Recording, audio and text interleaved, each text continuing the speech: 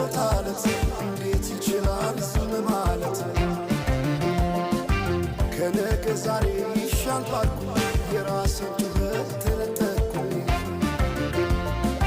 ተጣላሁና